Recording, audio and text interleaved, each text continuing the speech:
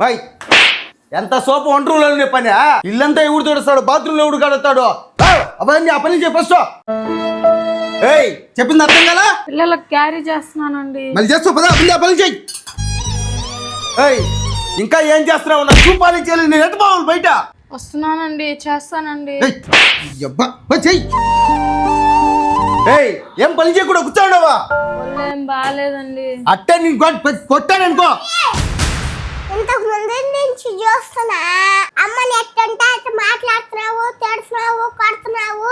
మా అమ్మే మీ అమ్మ అయితే మాదిరి మాట్లాడతావా? అమ్మైనా భార్య అయినా నువ్వైనా ఆడవాలే కదా, పని చేయాలా. అమ్మ గొప్పతనం నీకు తెలిసినట్లేదు డాడీ. ఎట్టంటే అట్లా మాట్లాడుతున్నావా? ఏంది మే ఎక్కువ మాట్లాడుతున్నావా?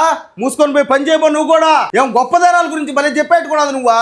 డాడీ బిడ్డ పైన ప్రేమతో తల్లి ఇలా అంటుందంట, ఆనందం కలిగింది నువ్వు అమ్మని చేస్తున్నావని. ఊపిరి ఆడుకుంటా కదులుతూ ఉంటే సంతోషం కలిగింది. నువ్వు హుషారైన వాడవని నన్ను చీల్చుకొని ఈ లోకంలోకి వచ్చినాక మమకారం పెరిగింది. నా ప్రతి రూపానివి అని నా రక్తాన్ని పాలుగా తాగుతుంటే ఎంతో ఆశ కలిగింది.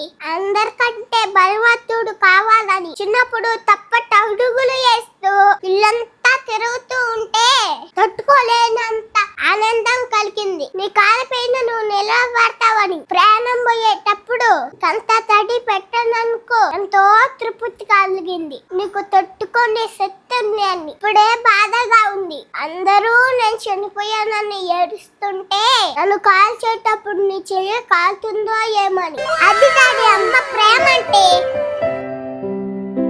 ఇంకొకసారి ఆడవాళ్ళని తక్కువ చేసి మాట్లాడొద్దు డాడీ, అది సృష్టికి అవమానకరం. తల్లి నాకు అర్థమైందిరా, ఇంకెప్పుడు అమ్మని అలా మాట్లాడను. ఏమ్మా ఇంకా కూర్చోను అను ఉన్నావా? రేయ్ ఇంకొకసారి నోరు తెరిచి మాట్లాడే ఉంటే తంతానట్టే.